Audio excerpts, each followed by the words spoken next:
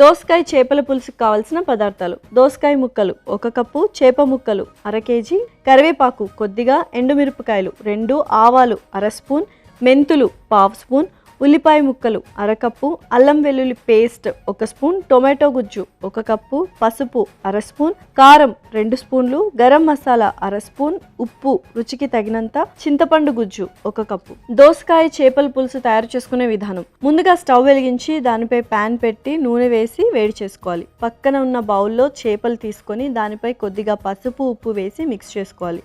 వేడెక్కిన నూనెలో ఎండుమిరపకాయలు, మెంతులు, ఆవాలు, కరివేపాకు, చిన్నగా తరిగిన ఉల్లిపాయ ముక్కలు, కొద్దిగా అల్లం వెల్లుల్లి పేస్ట్, తగినంత ఉప్పు వేసి బాగా వేయించుకోవాలి.